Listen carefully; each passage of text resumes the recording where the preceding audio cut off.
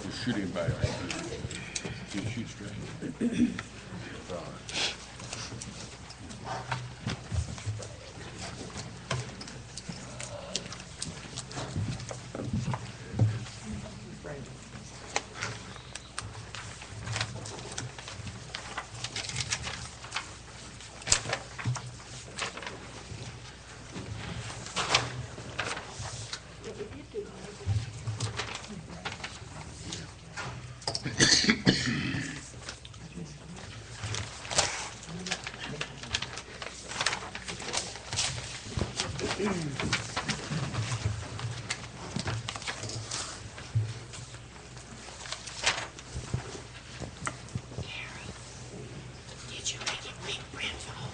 Yeah, for me, for me.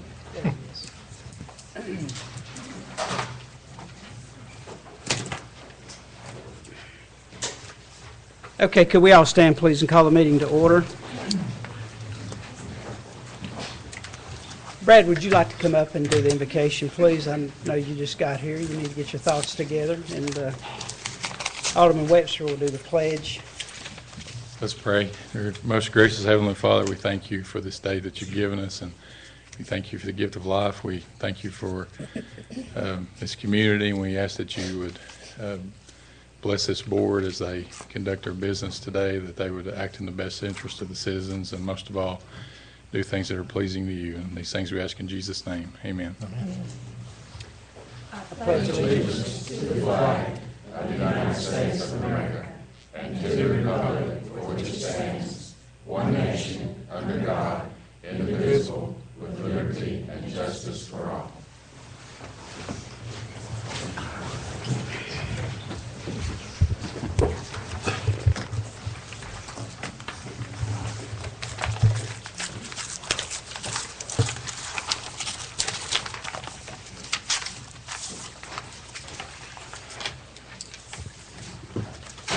Okay. The first thing on the agenda is the approval of minutes of the regular meeting held on December the 18th, 2012. Carol, you have those minutes. Would you please read those for us? Yes, sir. The Board of Mayor and Alderman met in regular session on Tuesday, December 18, 2012 at 4 p.m. in the G. Thomas Love Boardroom at the Greenville Light and Power Building with Mayor W.T. Daniels presiding. Present were Alderman Darrell Bryan, Buddy Hawk, Keith Paxton, Sarah Webster, and City Administrator Todd Smith.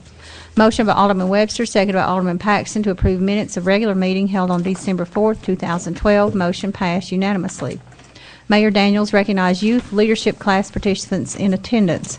Mayor Daniels thanked David Weems, Greene County Road Superintendent, and the Greene County Commission for their cooperation with construction of the Hal Hennard Road Sports Complex, as well as their support for the upcoming stormwater project.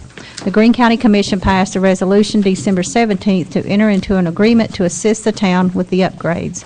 Motion by Alderman Bryan, seconded by Alderman Webster to approve Walter State Stormwater Project using street aid funds for upgrade of the storm drain system on College Street at an estimated cost of $259,836.92.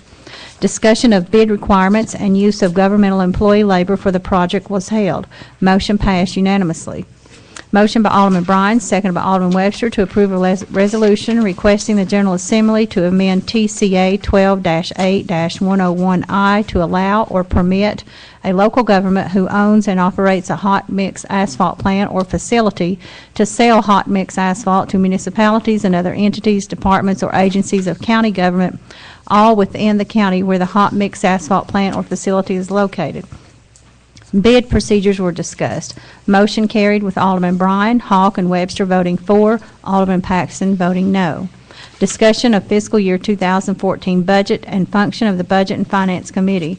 City Administrator Smith expressed a desire to pass a budget by June 30th, 2013. Alderman Bryan said he considers the Budget Committee invaluable and believes it should be maintained. The Board of Mayor and Aldermen should have greater input into the process, with public meetings conducted with department heads to discuss proposals. Discussion of checks and balances during payment procedures were clarified. Discussion of the structure of the monthly financial report. Bob Wyndham of the Budget and Finance Committee asked the board to consider adopting the monthly financial report in its form as presented today. He also suggested the recorder give a verbal report and answer questions the Board of Mayor and Aldermen may have when the monthly financial report is presented. Alderman Webster asked the Budget and Finance Committee to work on a 3 to 5 year planning budget in addition to assisting with developing the next fiscal year's budget. Motion by Alderman Hawk, second by Alderman Webster, to approve an ordinance on second and final reading to amend Title IV, Chapter 8 of the Town of Greenville Municipal Code, Stormwater and Erosion Control. Questions were addressed regarding fines for land disturbances. The goal of the ordinance is to provide water quality. Motion carried with Alderman Bryan, Hawk, and Webster voting for, Alderman Paxton voting no. Motion by Alderman Bryan, seconded by Alderman Hawk, to approve an engineering fee proposal for the third phase of the Fairgrounds Connector project in the amount of $283,500 from CDM Smith, formerly Wilbur Smith Associates. Motion passed unanimously. Motion by Alderman Bryan, seconded by Alderman Webster, declaring property at South Main Street, otherwise known as the Kaiser Hole property, surplus property, and move forward with a request for proposal process. Motion passed unanimously. Consideration of Amoresco Energy Audit Agreement was tabled until the Town of Greenville audit is complete to determine what funds are available for capital projects. Motion by Alderman Bryan, seconded by Alderman Hawk, to approve bid award to Free Service Tire Center in Kingsport for $7,460 for tire capping on the CAT IT 14G at the transfer station. Motion passed unanimously. The next regular meeting of the Board of Mayor and Aldermen, scheduled for January 1st, 2013, is canceled. Administrator Smith announced public workshops will be held to discuss charter changes starting in January. Motion by Alderman Hawk, second by Alderman Bryan, to adjourn. Thank you. Thank you, Carol. Are there any additions or corrections to those minutes? If not, can I get a motion to approve? So moved. There is a motion. Is there a second? I'll second. There is a second. Any discussion? All in favor, please signify by saying aye. Aye. Opposed by like sign. Motion carried. Thank you all. Feel like Paula Dean when I say thank you all. Just thought of that. Anyway. That's right. Anyway, thanks for being here today. We've got some. It's not a long agenda, but we do have some very serious decisions to make. And what I'd like to do at this is to recognize this. I know this is School Board Appreciation, and Carol, you have a proclamation. Would you read that for us, please? I will. Town of Greenville Proclamation. Whereas an excellent public education system is vital to the quality of life of our communities and to the economic development of our state. And whereas school board members represent a tremendous resource as local decision makers, diligently working to meet the challenges of a dynamic world while ensuring that every child receives the services needed for a quality education. And whereas school board members recognize the importance of educational reform and accept the responsibilities involved with implementing such initiatives as the First to the Top Act and Common Core standards. And whereas the men and women of our local school boards are elected by the people and deserve recognition and thanks for their countless hours of service to public education in Tennessee.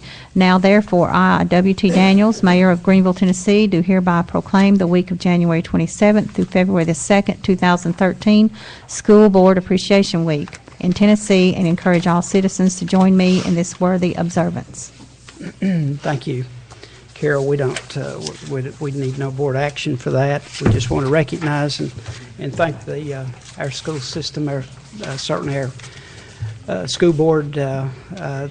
We've got something to be proud of here in Greenville, and I would like to be the first to say that we're very proud of our school system and certainly our board. We have an excellent school board, and they have a big job, as we all do. But I, for one, appreciate what you all do for this community. I really have no announcements to make at this time, or to recognize.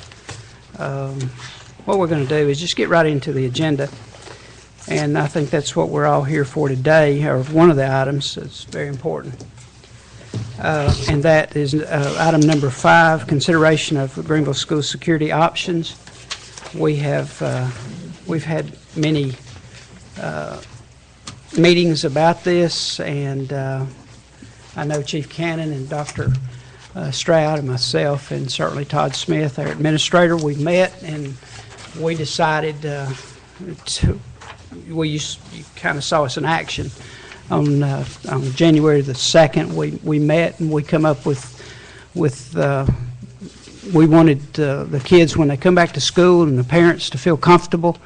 We're being proactive. We're not. It was a very serious thing that happened a month ago, and we certainly are taking steps to alleviate the anxiety and that kind of thing in our community. But what's on the agenda today, as you see, is the different options that we have, and I know each of us got a letter from Dr. Stroud. Linda, would you like to say anything at this point? You don't have to. Or I know Todd, he come up with an option, and that we want to consider today. I know I've gotten. Certainly. Would you like to come forward and do that, please? It's whatever you want, whatever you're comfortable with. Well, I did prepare a position statement concerning this issue. I think it's my responsibility to do that, and that this issue is of the importance to our community that I need to make a statement concerning this issue. So if you will indulge me. And I have provided a copy of this letter to the Board of Mayor and Aldermen. I would like to begin by, again, thanking the Board of Mayor and Aldermen, the Town Administrator, and the Greenville Police Department for your support, vision, and quick action to assign trained Greenville police officers to all Greenville City schools. The safety of children in public schools is the topic of discussions all across our nation. Many opinions abound, including many in our community. I respect and am interested in the opinions of our community members and very much appreciate those who have communicated with me. The feedback that I have received has been totally supportive and positive regarding the placement of trained officers in each of our schools. A quick internet search reveals much information concerning gun violence in America's schools. Depending on the source, records indicate that at least 75 and perhaps over 140 fatal incidents of school gun violence have taken place in the U.S. since 1990. These evil acts have resulted in the senseless deaths of over 320 children and adults in that same period. These tragedies are no longer anomalies in our society, and we cannot afford the luxury of playing the odds that they will only happen in other communities. Indeed, these tragic situations are not limited to schools, but have occurred in malls, movie theaters, restaurants, places of businesses, churches, and even homes. As astounding and concerning as those figures may be, the research also reveals that schools still remain among the safest environments for our children. Greenville City Schools employees will continue to learn from national experts concerning school safety initiatives, closely review our emergency and safety plans, and examine school facilities to ensure every effort is made to use our resources in the most effective ways possible to increase building security. We cannot allow our schools to become locked-down fortresses. However, we must all work together to continue to provide a warm, loving, and safe environment in which our children may learn and grow. We realize that there are no absolute guarantees in life, even with all the safety measures and the addition of trained officers. This initiative is certainly a deterrent to possible violence, and that is our goal. We also recognize that the best deterrent is prevention. Research shows that strong and trusting relationships with students most often result in prevention of school violence as students provide information prior to tragic events occurring. We will continue to foster relationships with our students and teach them responsibility. However, we also have a responsibility as leaders, community members, and taxpayers to do everything possible that is reasonable and prudent to protect our most precious resource, our children. I've spent many hours in research, discussion, reflection, and prayer concerning my recommendation about the need for trained and armed police officers in our schools. This is not a decision or recommendation that I make lightly. I am deeply saddened that we must have this conversation, and I detest that we must take this action. In fact, I strongly believe that schools are places that should always be free of any type of weapon or violence. However, I am also a realist, and I'm convinced that this is the appropriate and prudent course of action for us to take collectively as a community. I am not a proponent of arming teachers or other volunteers. I believe that only trained and certified Greenville police officers should provide any armed security that we place in our schools. Therefore, it's my recommendation as Director of Schools that we continue the initiative to keep Greenville police officers assigned to all Greenville City schools. Thank you for your continued support of Greenville City Schools, and thank you for your careful consideration of this request. Thank you. Thank you, Dr. Stroud. To me, it's very simple. We, what it comes back, what it comes down to, we either do or we don't. And I think that the decision that we made for at least on a temporary basis was well thought out, and I'm pleased that we took the stance of being proactive to provide this for our school system. I guess at this time, Todd, would you like to add to this, or I will open it up to the board if you've got a, basically what it amounts to is can we afford to do what we're being asked to do? And I think that Chief Cannon has some numbers that he can at least take us through the end of the year that he's come up with. Todd has got a scenario here, you might say, of how we can and what it's going to cost. I've even had people to call to be willing to donate, so to speak. I've got kids in the system. I'll pay my fair share, and I would be one of those people. Andrew and I, we've got two grandkids in the school system right now, and I personally would write a check today to cover the cost of that. Wouldn't you, Andrew? 3. Actually, we got more than that, really.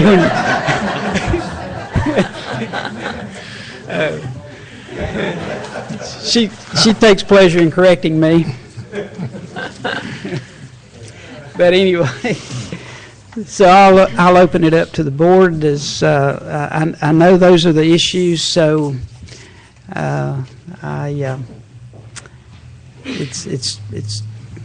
it's time to make a decision what we want to do here. I'm pleased with what we've done so far. We were able to work that out. It wasn't near as expensive as we thought it would be. So at this time, I'm going to just open it up and anybody. I see number 3 is it not a possibility on our consideration. It says the state law has to be changed for the teachers to carry guns. I think I really don't think at this time that we need to get into that, because that's something that's going to be dealt with in the state legislature. And I think, and I would agree with Dr. Stroud, I don't think that we can open this up for teachers to carry firearms. I am not in any way, shape, or form willing to give a firearm to an untrained individual in our school system. But I think that particular item right there, we don't know what's going to happen. I know that we met with David Hawk the other day, our representative, and he's going to propose legislation on the possibility of helping the different school districts as far as funding and that kind of thing. And I think David was, or Mr. Hawk was very serious about that proposal. So. And that, there's a lot of conversation around the state as to where we go from here. And I'm pretty confident the state legislature is going to take action on this measure. And I don't know what that's going to look like, but I'm pretty confident they're going to take some sort of an action. And that may include, in addition to some of these options, but I think it may include allowing teachers to carry weapons in school, to funding and having a school resource officer in every school. We just don't know what the state's going to do yet. I think they're going to do something. We just don't know what they're going to do. We probably won't know till April or May what they're going to do. I think we just need to be prepared for the state doing something. And whatever the state does, it's going to have a ripple effect at our local level. So, you have some options before you that kind of anticipate some of those ripples that I think are going to come from Nashville. I also think we could combine some of the options. I mean, for the rest of the year, I mean, as a deterrent, one officer float the schools, but you got to also the last implement that the officers, when they're doing their station, doing their paperwork, to do them on the school campuses. You can, sure. Rather than, that could be a mixture. It could be, certainly. And frankly, we've initiated that already in practice. We have. How effective is it? It's difficult for an officer to be stationed at a school because, frankly, they are constantly busy. I mean, they are constantly on calls, and I mean that's the crux of the problem. That if we continue to station an officer at every school, we're taking away from other areas of the city where there could be potential crime or accidents or some public safety issues. So it really is it's an opportunity cost, and any decision that we make, it's an opportunity cost. Well, if we think we're the only ones going through this, we're not. Every town in the country is going through these very same things. I heard an interesting statistic yesterday that you folks might know how many high schools we got in the country, but 28,300 have armed security. I don't know how many schools we got in this country, but that's a lot. So everybody's addressing this problem that we've got. How much would it, do we need to ask Chief Cannon? I think that's a How good much idea. would it cost to continue what we're doing now until the end of the school year? And then when we are working on the next budget, we will know what has evolved through the state. We will know what other communities have done. And there may be some innovative ideas that other people come up with that we could adopt. That's true. I just got finished going through interviews on entry-level police officers. So my list is arranged to where there's 4 or 5 people that can go to work immediately if we had to in that way.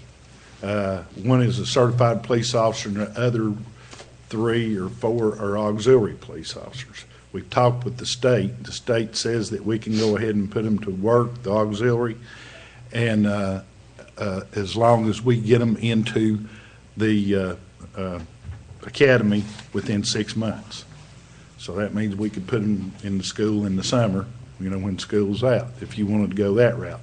But to get away from hiring, and overtime, it's going to fluctuate. It depends on the way our overtime works. It's actual on-site work. If they take off any during that pay period, see, this last pay period, we had all these holidays.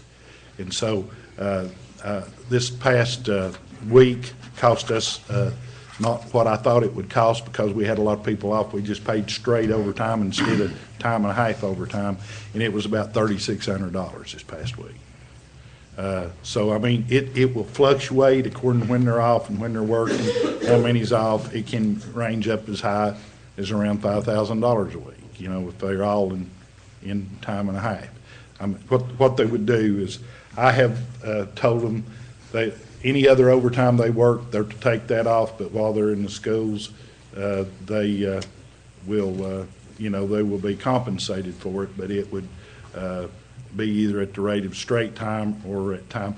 The way our time card goes, they have to work over 171 hours before they kick into time and a half, and they're supposed to work 160. So between 160 and 171, they're paid straight time, and then after 171 hours, they're paid time and a half. So it can fluctuate. Yeah. I don't think it's going to be as high as if we just work overtime, it's going to be the $80,000 mark, but it will. I looked at the school schedule and figured it on 17 weeks, and I think 2 days of school that we would have to cover. Chief, if we just did straight overtime, if we just assumed it was overtime for the rest of the school year, what are we looking at cost-wise for us? Well, in roughly looking at it, like I said, I give you the figure of $80,000, but I don't think it's going to be that high. It'll probably be in the neighborhood of between 70 with people taking off here and there, it's probably going to be in the neighborhood of $70,000 to $73,000 just to cover the rest of the year. Is there a way to utilize auxiliary to make some of the hours I little bit more can reasonable? bring He was some saying the auxiliary in, but the only problem being is most of them work a day shift job, and we usually use them at night. I have a few that I can use through the day. Okay, but could you not change shifts around or do something a little bit different? I mean, are we locked into how we have to do all the shifts, and could you not work I could, for a few months till we get to the budget? not to cover 4 schools and. Well, I mean, but to bring it down. I can break it down, bring it down some that way, and put some working, but, graveyard, but that's utilizing, I have a few people that work at Walmart distribution. Some of them work the weekend, some of them work through the week, some of them work graveyard, and however, but most of my people work days, and what they would have free would be nights. So, and then plus, a lot of them don't want to work all the time because, they make $8.16 an hour. So it would be cheaper, and I can look at that and utilize as many of those and fill in, and cut the cost. I could cut it considerably. I mean, if I can get them to work several hours. But Could I you also come up have with to- some kind of premium pay? I mean, just as an incentive for auxiliary, could you come up with a premium pay for this time period to help us get through? Because one thing I'm looking at is right now we're about $800,000 expenditures more than we were this time last year right now. So I was trying to find a way to Yeah, and I understand that. smooth it over till we could get to the budget. I don't know how, really, our auxiliary force, they're pretty much volunteer anyway because, they do this because they like it. And I've got a couple right now that I think are unemployed, and we could probably work them, every day through the week, that way. We can cut it down considerably. I mean, it's $16 an hour versus 20 or $22 an hour is a big difference, and that could cut it, and I can look at that, and I can work out a schedule and see, but I still have to have enough that correction, let me change that. As auxiliary, currently, under state law, all I can work them is 100 hours a month. So I can't get them into a 160-hour week, but I could get them, it would help. But also, I have to use them to a regular force, they back our regular force up on the weekend. Chief, that's something that we talked about there the other day with David Hawk. I think that's something that's going to be brought up in the legislature to get around that 100 hours. To allow that. To allow that I they don't know could how they long could it's actually gonna work be. more. I think it's really hard for you to answer this question because you're just going to have to put it together dealing with auxiliary. And I was glad to hear you say that the state will recognize an auxiliary policeman, even though they're not a on the street type policeman, but they have all the certifications and all of that that you can actually send them to school during the summer, so we can get through this this time period right now, the school year, yes, and then How close are you on your budget? I just got it a while ago. In salaries, is that what you're talking about? Or could something else be moved from another category to make this work? let me speak for Chief Cannon. For the shape he's in good shape.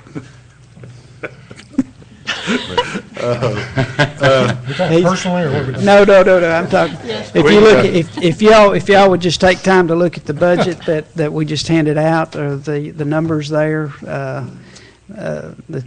our chief has done an excellent job, and I appreciate him for that. If y'all would just take a look at that, we in public safety, our numbers are good. And I'm so happy for that. So, but like I say, he's in good shape for the shape he's in. And we Hey, have, like it. this is to hire 4 officers, but we have 5 schools. Well, see, we have been doing what you was talking about all along. Yeah. We have had one officer permanent in Greenville High School, and then we've had one officer that has floated amongst the other 5. Yeah. They hit them an hour, roughly an hour, hour and a half. they try to be at each school a day. And, but it's not like having somebody there. And, you know, they know when we're there usually because we let them drive a marked car. And, you know, that's why I've got in there, if we add these, I think a marked car sitting out in front of the school is a deterrent. It's a deterrent to a parent that's mad at the teacher, that's, you know, fixing to come in there and throw a fit. They think a whole lot different when they see a police car sitting out there before they go in there and start raising all this cane. In the same way with somebody that's, you know, who knows, you know, this kid that done this in Connecticut, if there would have been a uniformed officer there, he may have gone to somewhere else where there was, you know. Nobody knows for sure. But, you know, sometimes if they know they're going to get shot at immediately, you know, they're wanting to be a martyr, but they're wanting to do it their way a lot of times. This is something new. I had, you know, a comment about we don't want armed guards in our schools. I'd rather call it a resource officer myself. It's not necessarily an armed guard per se. This is nothing new. We've been doing this for a long time, and the person that come to meet me at the office, he said, I can't believe that y'all going to put armed guards in the school system. And I said, what are you talking about?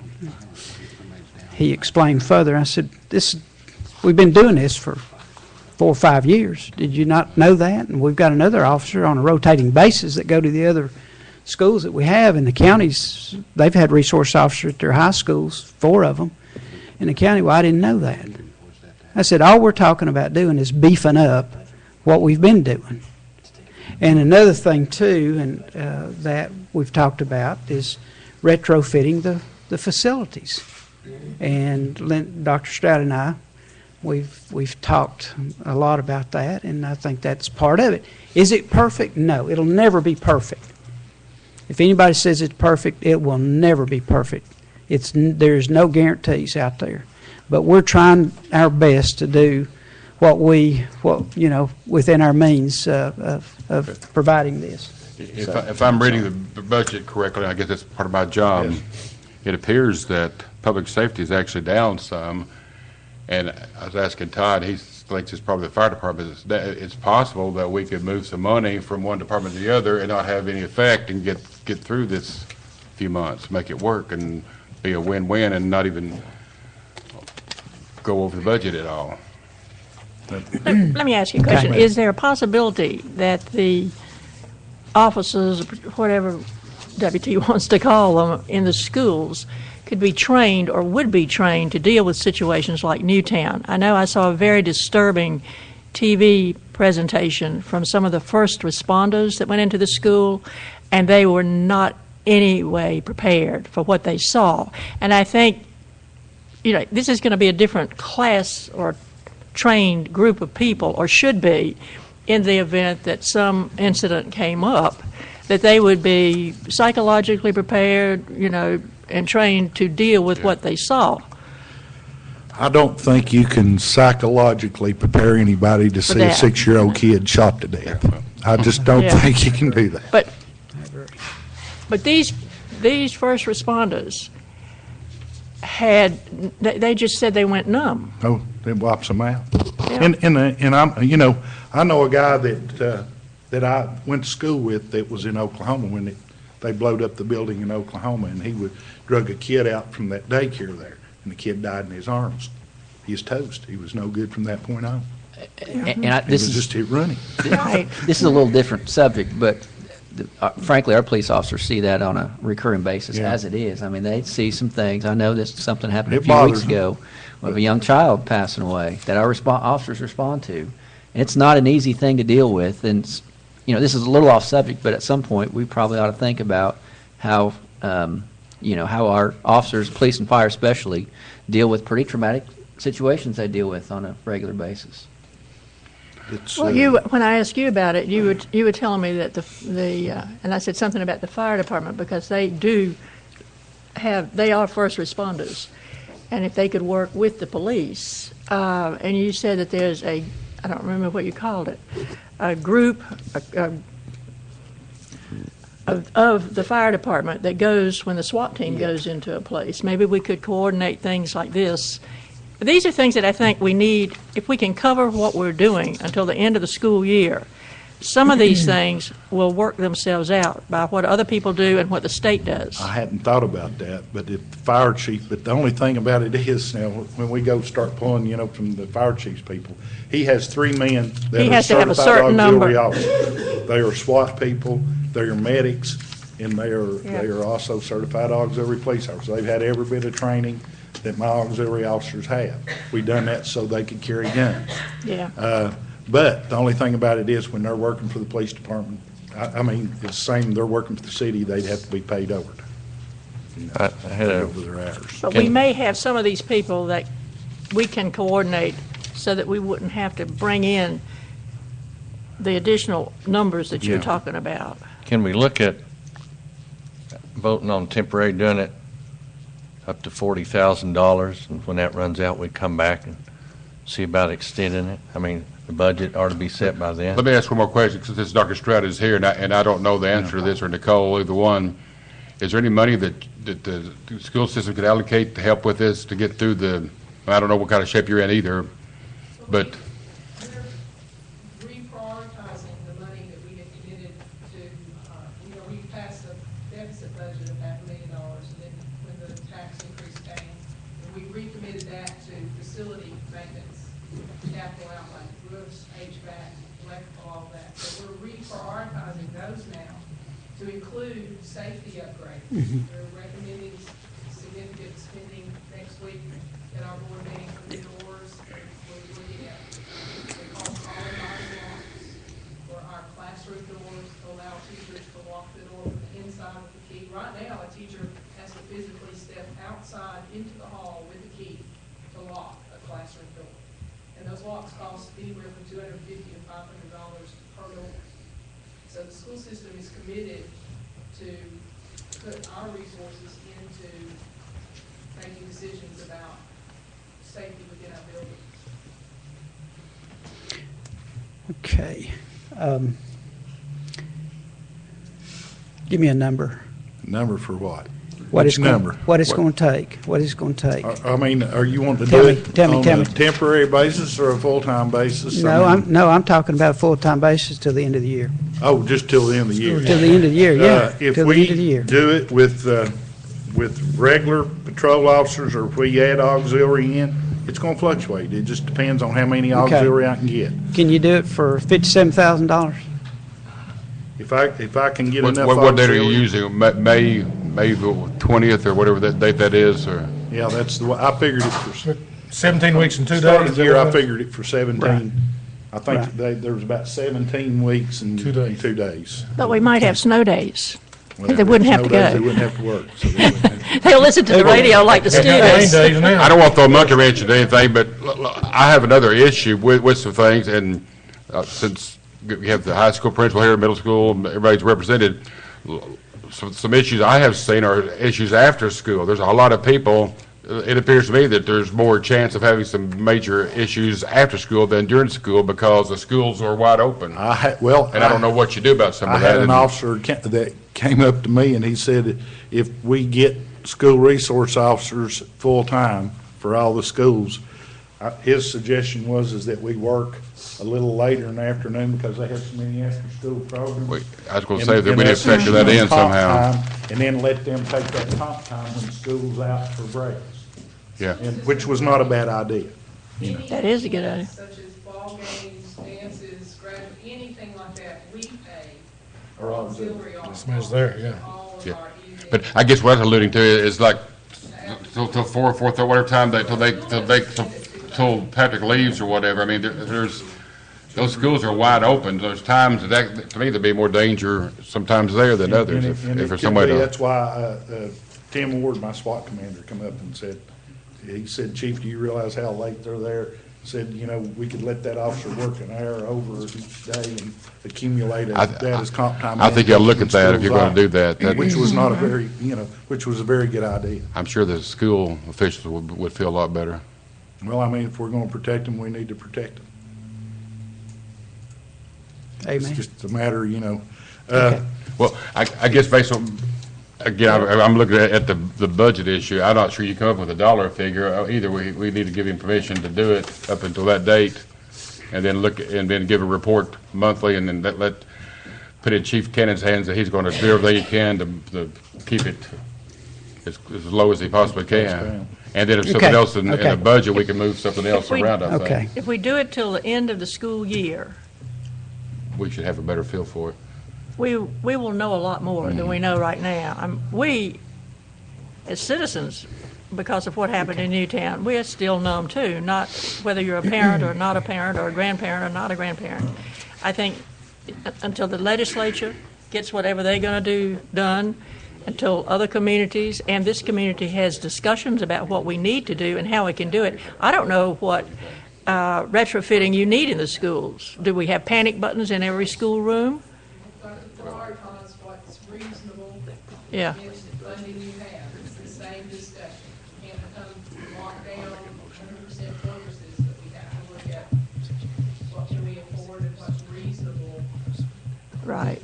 But yes, we're looking at some wonky buzzers in some schools that are more open to that. I think we need some time to think about this and do the best we can for that amount of time. Some other counties, if I understand correctly, are splitting, the schools are splitting with the towns or I think whatever. Irwin's doing that right now.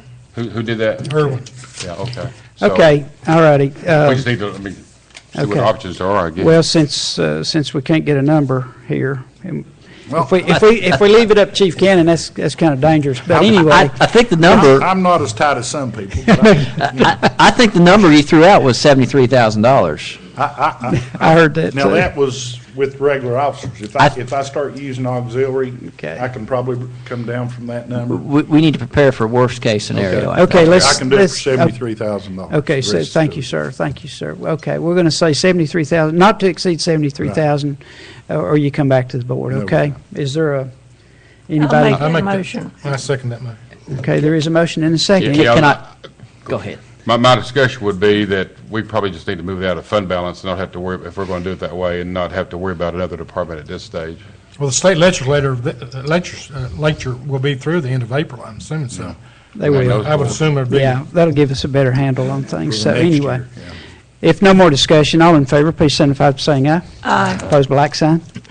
Motion carried. Thank y'all very much. Thanks, Chief. Okay. Now, the next item, item number 6, is consideration of townwide sick leave donation policy. Anybody got any sick leave they'd like to donate? No. I need some. Who's, Todd? We are in the process of preparing all of our townwide policies, and next month in February, the board is going to have these policies in front of you to vote on and look at. We've had an incident pop up in one of our departments that dictates that we're going to give you a policy, we're going to give you a sneak peek at these policies, and one in particular is a donation of sick leave. And we have, I'm not going to go into detail, we have an employee who really fits the criteria here, and I think it's important for us to take care of this employee and future employees that this could affect, to adopt this sick leave policy where employees can donate their sick time to another employee who has a pretty major medical condition, who's in a situation where they're run out of personal leave, vacation days, and sick days. And Patsy, you want to give us any more information? I just want to reiterate, like what he says, that we've built in some guidelines for those who donate their time. It's strictly voluntary. We've also built in guidelines for those who ask for donated time. So we put some standards in here so that we could manage it properly, and also so that there wouldn't be any abuse of it either. And we put limits on the hours that can be donated. Of course, for someone who wants to request donated time. We have some standards set forth there too, guidelines to go by. The town's had this policy in the past, has it not? We looked It's at my it. understanding, I know we No, I have think done we this have. in the past, but I don't think there was anything written. Is that correct? I think that's correct. I've heard of this policy being enacted in the past. This is the official written version that I'm hoping we'll adopt. It's not in the handbook? I thought there was something in the handbook about it. It's not in the handbook. I had a question. There's no cost to the town, is there? I mean, it's, Oh, absolutely Just a not. trade-in. And we've had employees who actually came to us and asked if they could donate their time. And here again, I think we're all agree wanting to be proactive. This one is slightly reactive. However, we felt that we needed a policy before we could allow that type of things, because we need some guidelines. We need something to where we can manage it and be consistent. If we need a motion, I'll make that motion. I'll second it. Okay, thank you, sir. There's a motion and a second. Any more discussion? All in favor, please signify by saying aye. Aye. Opposed, by like sign. Motion carried. Thank you. Thank you, Patsy. Next thing on the agenda is the public hearing and consideration of first reading of the updated municipal floodplain zoning ordinance. Isn't that Was it interesting? brought We need it back yesterday, today? don't we? This, How we Isn't that getting along with that? yeah, yeah, Oh, streets Anyway. are floodplains today. yes. Right. This is just a update of our floodplain ordinance that we've not done in a couple of years that needs to be done. It's a recommendation from FEMA that we get up to date with our regulations, and it comes from the Planning Commission as a recommendation to approve this. Okay. And Mr. Mayor, this ordinance, either on first or second reading, does require a public hearing for this. And I don't know, between Jeff and Mayor, if you have a preference whether it's first or second reading, but my understanding, I think we're wanting to do it tonight at the first reading, if I We can. Okay. This- This is a public tonight. hearing. I'm sorry. Yeah, well, it wasn't on the agenda, I don't think, as a public hearing. We might ought to wait on that. Wasn't it? Yeah, it was. It I was. was looking at this. It says public hearing. This is really just an update of basically redoing our floodplain ordinance. If you don't keep it up to date, if you have a problem with FEMA or any of those organizations, you're in trouble. And so that's basically what we're doing. We're trying to update that ordinance. And the Planning Commission has signed off on it. That in Yeah. itself was a public hearing, so. I'll make a motion. Thank you, sir. There is a motion to approve. Is there a second? I'll second it. There is a second. Any more? Can I just ask a question? If we want to do a public hearing today, we will have to do correct me if I'm wrong, Jeff, but We I can think we'll have bring to do the public hearing first before the board takes an official vote on it, and any kind of public feedback, and then the board can officially vote on the ordinance, the first reading. So basically what that involves is opening up the meeting for any kind of public comments on this You particular got it. ordinance. You got it. Is anybody here to discuss it today? Does anybody here would like to speak to this? Thank you. Well, that's what is on the agenda, public hearing consideration on the first reading, so we have another reading coming up at our next meeting, so if anybody's got a problem with this, well, they've got 2 weeks in order to, or the first Tuesday in February to let their wishes be known, so, Well, these are mandated things. This is. well, to a it's degree. It's FEMA writes the ordinance Right. for the town, and Exactly. they recommend that we adopt it. If you want I think FEMA recommend is- money, you better do what FEMA. I think recommend is requires. another word, there's another word for that.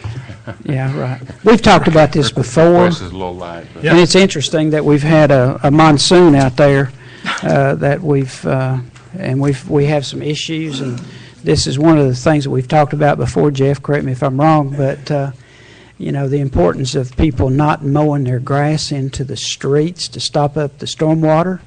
It's amazing how much damage that creates. So this is another, and I wish the media would report that, the importance of that.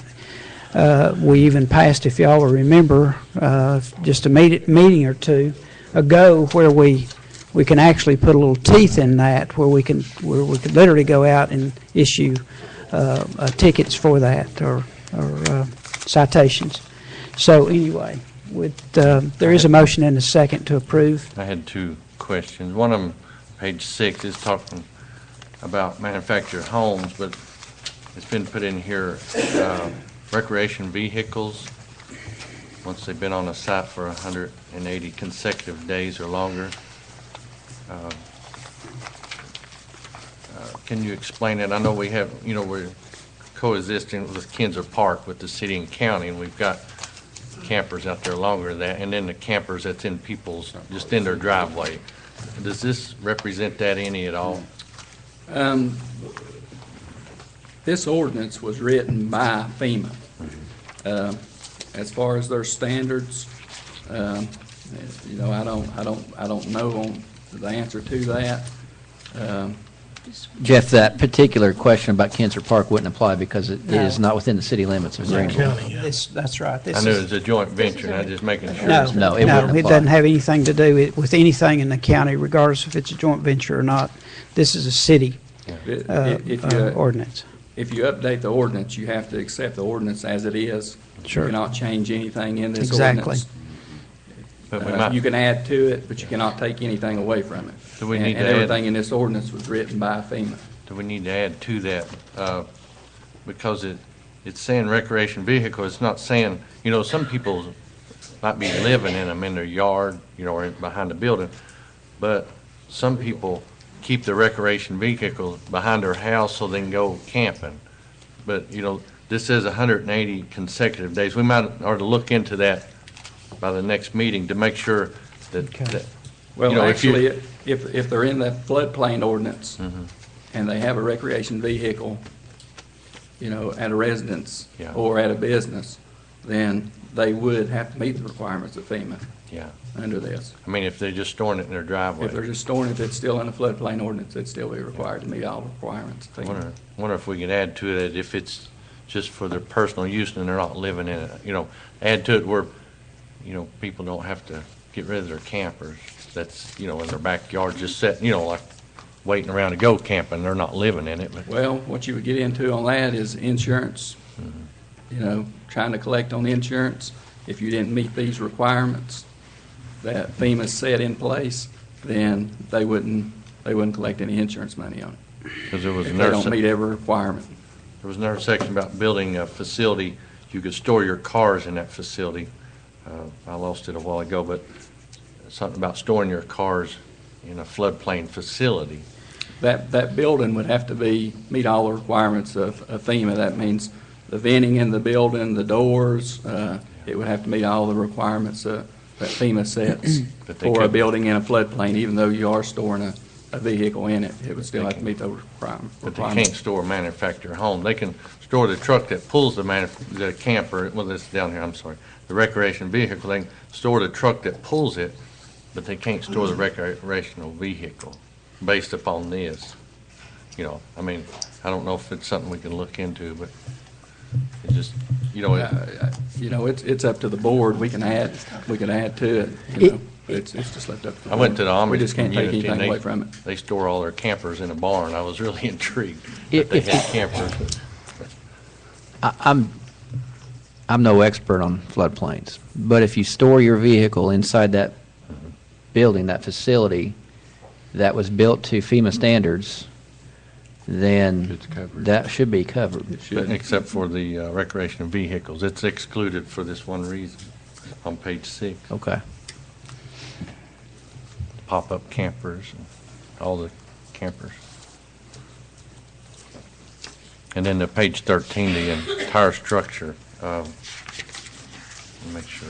It says if you're remodeling, this was added to, I guess, by FEMA. Number 13 on page 13, when a proposed new construction and substantial improvements are partially located in an area of specific flood hazard, that means you're going to build in a floodplain and you got to build it next door. The entire structure shall meet the standards of the new construction. So it's not saying the entire new structure, it's saying the one you're boating it to that's not in the floodplain, it all has to be brought up to code. Correct. I'm just making sure. That's the way I'd read it. And so you have to remodel If you you have to build- bring the whole building up to FEMA requirements. Yeah. That's what Make somebody it had flow asked me through. that, and I wasn't sure. Okay. Any more questions? There's a motion and a second. All in favor, please signify by saying aye. Aye. Opposed, by like sign. Motion carried. Thank you, sir. Good. Okay. The next item is consideration on first reading of a request for rezoning of 0.42 acres on property on Greene County Tax Map 110G, Group B, Partial 010 from R2 to B4, located on 106 Idletime Drive. This has been posted. It has. It's been recommended by the Planning Commission. Have we had any comments about the change of this? I've had no phone calls. No phone calls, okay. Anyway, it's pretty simple. It's a piece of property. It's adjacent to the B4 in that particular area. Correct. And so your recommendation My recommendation, the Planning Commission's recommendation is for approval. for approval. Thank you. First reading. On the first reading. You've heard the recommendation. Is there a motion? I'll make the motion. There is a motion. Is there a second? I'll second it. There is a second. Any discussion? All in favor, please signify by saying aye. Aye. Opposed, black sign. Motion carried. Thanks, Jeff. The next item is consideration of a consent to consignment for solid waste disposal agreement. I think Pat and little brother's here today from Tidy Waste. So you have the agreement, Yes, sir? we have the consent to agreement, and you should have a copy of that. Basically, the consent to agreement is as a result of the Tidy Waste Company being bought by another corporation, by Waste Industries. And as a result of the contract, then we need to consent, or we need to add our consent to release of the contract basically to the new corporation, to Waste Industries. And our attorney has read the agreement and provide some feedback, and what you see before you is been approved by Ron. And it may be worthwhile to have Mr. Duke just introduce himself with the new company, Waste Industries, and just tell us who you are.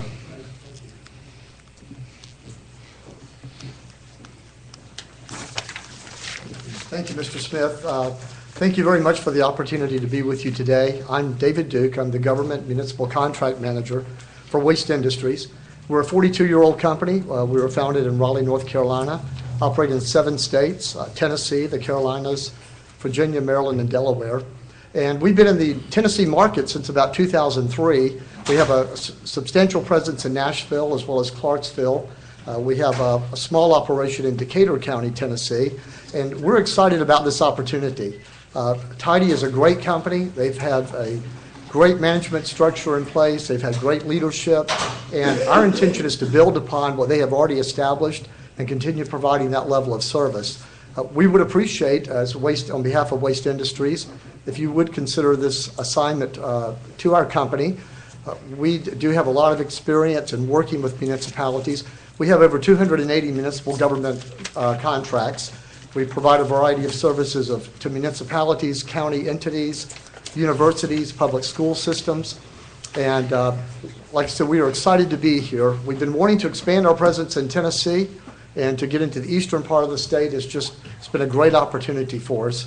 And I do, if you're interested in it, if you're not, it's okay, but I do have a one-page handout, just kind of a small synopsis or summary of our company, what we do, where we operate, the size of our operations, and I'll be glad to pass that out to the board if you would like to have that for reference. Mr. Smith has a copy of it, if you prefer to reference that, or I'll be glad to answer any questions that I can. I'd like to have a copy. Sure.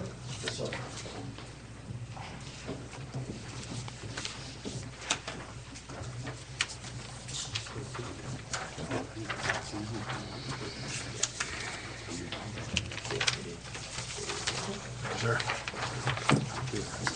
Thanks, sir.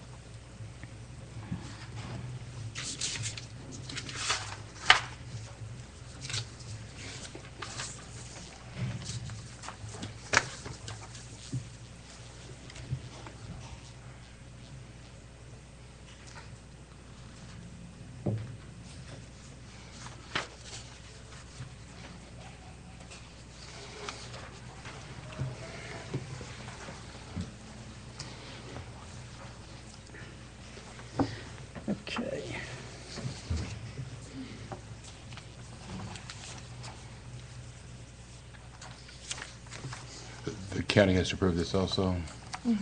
Has it been presented to the county yet? Has not? Not at this point, no, sir. It will be, I believe, next week, next Tuesday. Yes, sir.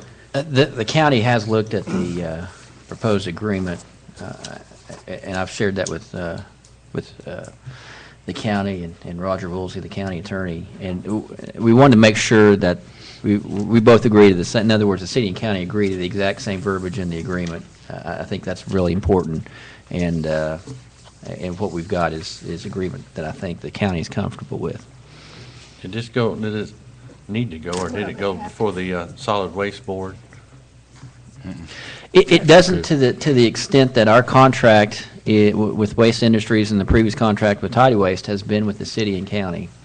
So those two individual boards, entities, are the ones in contract with Waste Industries.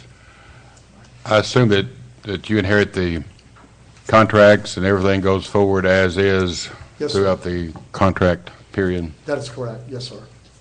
Yeah, all the terms and conditions stay in place as they currently are. Basically, what happened when they bought out from Tidy Waste, they did not buy the contract. We have to give it to them again. That We is have, correct. we I have mean, to approve it, Right, that transaction. yes, sir, the assignment of that particular body of work. Was it advertised so we can vote on it today? I mean, I know I got an email last night. But Yeah, it was advertised that this is going to be on the agenda today. Yes, Yeah, it was. I'll make a motion. There is a motion. Is there a second? A second. There is a second. Any discussion? My only question is what's Pat and Frank going to be doing? I'm worried Golf. about Some them. time off and probably enjoy it. I'm worried about them. That means I want to that. Considering the vote business. Yeah. vote. Not a bad idea. Yeah. Big That's ones. good. Okay. If there's no discussion, there is a motion and a second. All in favor, please signify by saying aye. Aye. Opposed by like sign.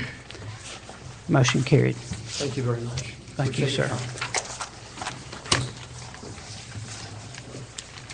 Anyway, that's all we have today, other than, I've got one other thing, too. We should have done this before. Everybody did receive a copy of the financials. Carol, would you like to just kind of highlight, just very quickly, go through it if anybody has any questions of what's going on? I did some comparisons myself, and so would you like to do that? You know, just Well, you just stop me when you're tired of I listening. will. Okay. No, that's good. Thank you, thank you.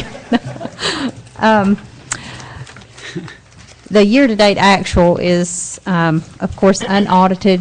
There's always adjusting entries, so I just preface that. Our actual year-to-date revenue at this point is $9,024,739. That is an increase of $328,883 over this time last year. Our expenditures are $10,599,106, and that is also an increase of $722,400 over this time last year. And I'll just give I promise it'll be a quick highlight, and you just ask me if you have any questions. But the local tax revenue is up about $243,000. That's primarily from property tax collections are up right now, and business license tax collections are up, as well as some building permits are up.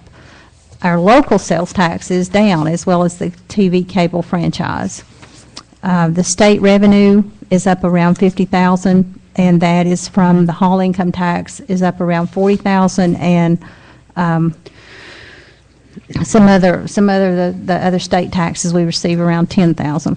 Service charges are up $13,000, and some of that comes from, we did have some donations for the sports complex. I remember $5,000 from the Tiny Day Red Edmonds softball tournament, and there's some other donations. I think that was 10, but it's Okay, two it was fives, I split, think, yeah, yeah. 2 5s. And fines and fees, litigation revenue is down 60,000. And the reimbursement from appropriation and grants, that's up 82,000, but the main portion of that is $50,000 that was received from the county for the sports complex.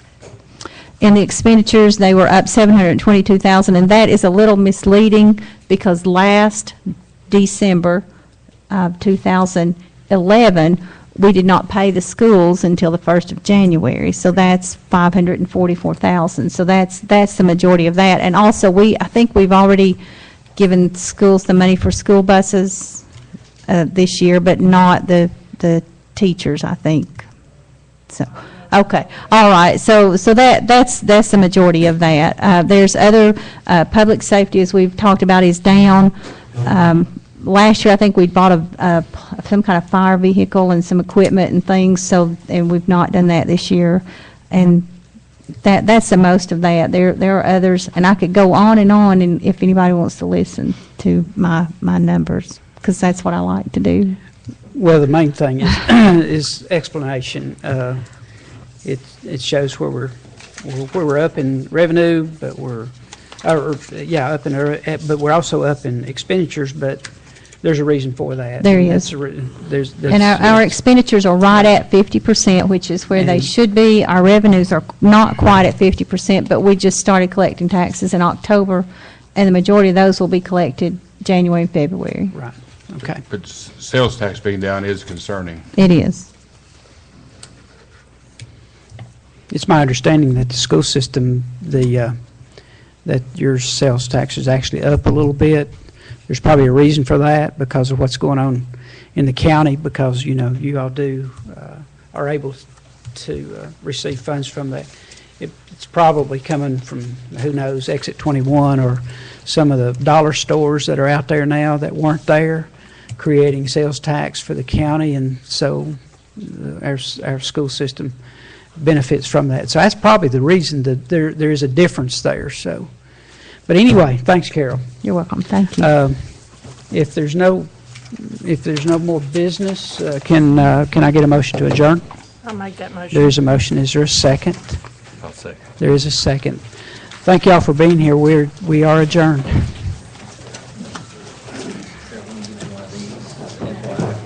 Public workshop. Okay.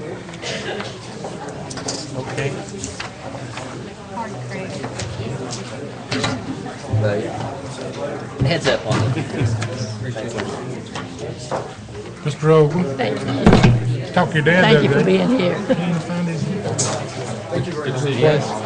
Thank you for being here. Give us that opportunity to work.